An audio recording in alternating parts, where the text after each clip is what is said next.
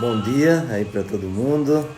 Hoje nós temos uma festa de dois apóstolos, São Simão e São Judas Tadeu, né? São Judas Tadeu é bem conhecido, bem popular, grande devoção que o nosso povo tem para com este apóstolo e seguidor de nosso Senhor Jesus Cristo, e que deu um grande testemunho de fé. Por isso é invocado, né, pelo nosso povo, que se pede a sua proteção, a sua intercessão. Em nome do Pai, do Filho e do Espírito Santo. Amém. Ó Deus, que pela pregação dos apóstolos nos fizeste chegar ao conhecimento do vosso Evangelho, concedei pelas preces de São Simão e São Judas que a vossa Igreja não cesse de crescer, acolhendo com amor novos fiéis. Por nosso Senhor Jesus Cristo, vosso Filho, na unidade do Espírito Santo. Amém. Então, como lembrávamos, hoje nós estamos celebrando, né, a festa de dois apóstolos, né, São Simão, também chamado Simão Zelota, e São Judas Tadeu. Lucas, né, chama Simão, né, Zelota, justamente para distinguir, né, de Simão, o primeiro Simão, Simão Pedro, porque ele, segundo a tradição, né, certamente fazia parte de um grupo armado que se organizava, né, contra o poder romano, mas se converteu, né, ao seguimento de Jesus e aprendeu, sem dúvida, né, de Jesus, que a violência não é o caminho para a verdadeira libertação, mas o amor, o perdão, a fraternidade, o compromisso com a construção da paz. São Judas Tadeu, também chamado Judas de Tiago, ele, seguindo os passos de Jesus, cresceu, sobretudo no conhecimento da vontade de Deus, do plano de Deus para a salvação da humanidade, e temos, uma carta justamente atribuída a ele. Pois bem, então, neste dia em que a Igreja celebra esses dois apóstolos, é uma oportunidade que nós temos de renovar nossa consciência de que fazemos parte da família de Deus, da Igreja de Jesus Cristo, que tem como fundamento a fé dos apóstolos. Os apóstolos que professam a fé em Jesus e que se tornaram instrumentos do próprio Senhor para a difusão do Evangelho. O Evangelho de hoje se encontra em Lucas capítulo 6, do versículo 12 ao versículo 19. E uma característica de São Lucas é sublinhar a dimensão orante de Jesus. Não podemos ver agora, mas se nós observarmos grandes acontecimentos, acontecimentos importantes na vida de Jesus, são precedidos por um momento de oração. Lembrando aqui, por exemplo, o batismo, diz que Jesus estava em oração e foi batizado. Na transfiguração também Jesus vai para a montanha para rezar. E agora, neste acontecimento também importante, que é a eleição dos discípulos, né? Jesus também passa a noite em oração. O início do Evangelho diz justamente isso: Jesus foi à montanha para rezar e passou a noite toda em oração a Deus. Então essa insistência, né, Lucas dá ênfase, né, a essa dimensão orante de Jesus, que nos chama a atenção, Jesus sendo Deus, né, Filho de Deus, que já vive na comunhão plena, perfeita com o Pai, mas também dedica momentos, sobretudo à noite, né, quando não tinha as multidões, né, que acorriam, que buscavam Jesus, não tinha toda aquela atividade missionária. Jesus vai justamente durante a noite para alimentar este colóquio com o Pai, com Deus. Então isso também para nós é uma chamada de atenção. Nós não podemos esquecer da oração. Se Jesus, né, Filho de Deus, como já dissemos, numa comunhão perfeita com o Pai, diríamos que não precisava parar para rezar. Mas Jesus para rezar, porque assumiu a nossa condição humana e, portanto, assumiu também determinados limites. E por isso necessitava desses momentos que o ajudassem justamente nessa atitude de discernir, de saber sempre mais a vontade do Pai. E diz: quando amanheceu, Jesus desce da montanha e chama os seus discípulos e escolhe 12 dentre eles. Então aqui nós vemos também uma informação importante de São Lucas, que havia um grupo bem maior, denominado discípulos de Jesus, mas desse grupo maior, Jesus elege.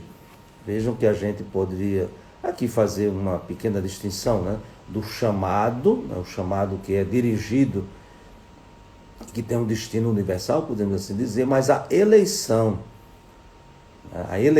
é essa escolha livre de Jesus, dentre aquele grupo maior, de alguns, para confiar a esses uma missão também particular.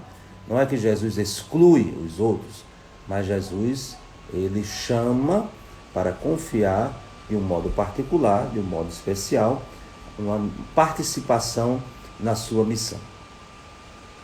E aí o evangelista diz que Jesus dá o nome de apóstolos àqueles discípulos que ele elegeu. Claro que todos nós sabemos a diferença terminológica, discípulo e apóstolo. Discípulo significa aquele que aprende. Literalmente, nós poderíamos traduzir essa palavra por aluno, aquele que aprende, aquele que está aos pés do mestre para ser instruído por ele.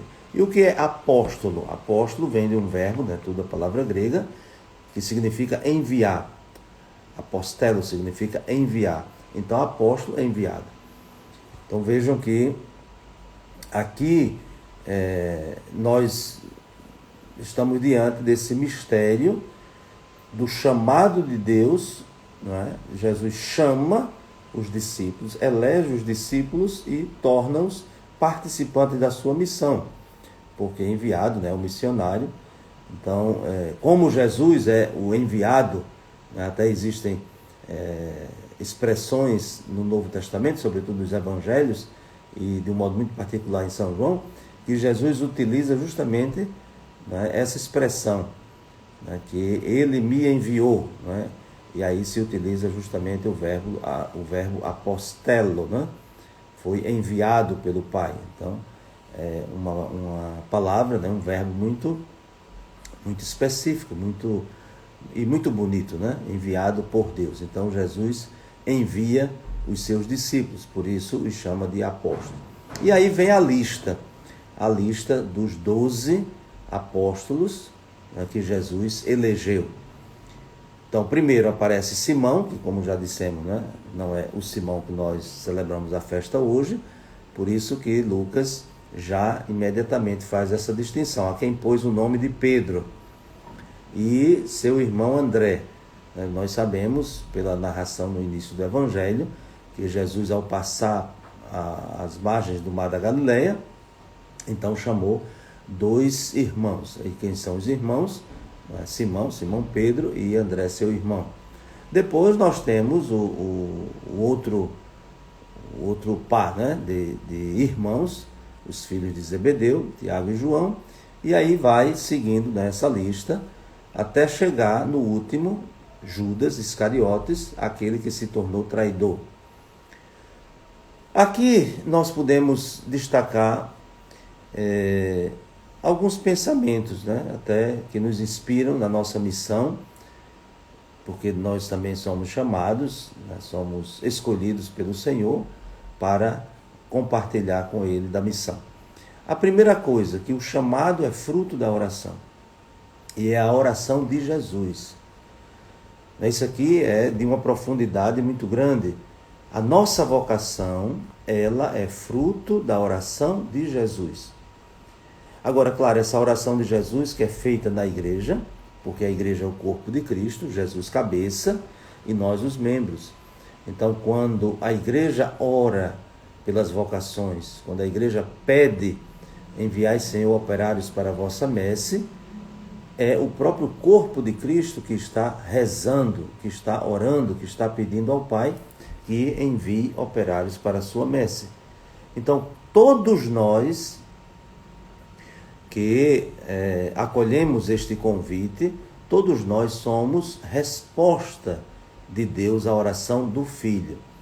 Claro que nós sabemos, né, que tanta gente rezou e reza pela nossa vocação, tanta gente, não só do modo, no sentido genérico, né, a igreja que reza, todo mundo que reza, a comunidade, mas pessoas que nós sabemos especificamente, né, e que fazem questão de dizer, né, que nós estamos, né, por causa da vocação, por causa da missão, estamos de um modo muito carinhoso e particular no coração dessas pessoas quando elas rezam.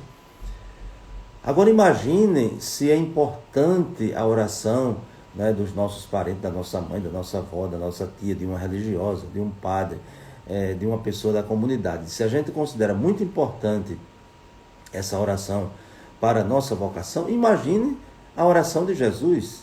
Então é a oração de Jesus, né, pedindo ao Pai que envie operários para ajudar ao Filho, e Deus responde nos chamando, Deus responde nos enviando. Claro que isso não é para a gente cair numa soberba, não cair numa espécie de orgulho, né, de uma vaidade, mas de reconhecermos essa verdade que sustenta a nossa vocação. Isto é, a oração de Jesus. Jesus passou a noite em oração. Então, todos nós somos frutos dessa oração de Jesus, né? Como no início ouvíamos aquela canção, né? Quando chamaste os 12 para te seguir, então nós também já estávamos ali incluídos, né, ao longo da história, nesse chamado de Jesus. Porém, não tira a liberdade, de forma nenhuma. Vejam que todos esses aí que aparecem, se a gente fosse retomar todo o Evangelho, né, quanta dor de cabeça também eles não deram a Jesus, a começar pelo próprio Pedro. Então nós não podemos pensar que mesmo o Pai atendendo o pedido de Jesus e respondendo a esta oração de Jesus, dando-nos a Ele, isso não significa que já somos acabados, perfeitos, nada a melhorar, nada a converter. De forma nenhuma, senão não teria sentido seguir Jesus, porque é Ele que vai nos ensinando o caminho. Então não esqueçamos disso, somos fruto da oração de Jesus, mas sem tirar a nossa liberdade. Por isso que é importante que nós tenhamos a consciência e também nos comprometamos nesse segmento. Uma outra coisa, né, para concluir a nossa reflexão, que Lucas nos diz sobre Judas, quando afirma aquele que se tornou traidor. Se tornou, né, não é aquele que era traidor e Jesus chamou. Jesus não chamou o traidor, Jesus chamou o colaborador. A traição vem depois. Então, não podemos cair, né, de forma nenhuma nesta mentalidade que Jesus chamou o traidor. Não, Jesus chamou o colaborador, como todos nós somos chamados. E, portanto, precisamos ter cuidado para não nos tornarmos, em algumas atitudes, em algumas palavras, em alguns pensamentos, traidores. Mas é importante que tenhamos essa consciência, essa humildade de que sem a união com Ele, sem nos sentirmos de fato chamados e escolhidos por Ele, podemos nos distanciar dele e aí cairmos em tentações e até mesmo na traição. Então peçamos pela intercessão de São Simão e São Judas Tadeu, que o Senhor nos abençoe, nos confirme na nossa vocação, na nossa eleição, no nosso chamado, e sermos sempre seus colaboradores. E ainda que em algum momento também reconheçamos uma certa traição, não tenhamos o medo de voltar para Ele, de pedir perdão e pedir que Ele nos acolha. É o que Judas não fez, mas todos os outros que também cometeram graves pecados, né? Pedro, traindo Jesus, afastando-se dele, negando Jesus, também cometeu um grande pecado, mas voltou para Jesus e Jesus viu as lágrimas sinceras de Pedro. Então que desça sobre vós a bênção de Deus Todo-Poderoso, Pai, Filho e Espírito Santo. Amém. Mais tarde, às 8 horas, teremos a nossa live, como de costume, sempre nas quartas-feiras, hoje encerrando o tema das missões, vendo quais são os grandes desafios para a missão. A missão, esse encargo que o Senhor nos confiou, mas que se realiza com dificuldades também. Então, um grande abraço e até a próxima oportunidade, se Deus quiser.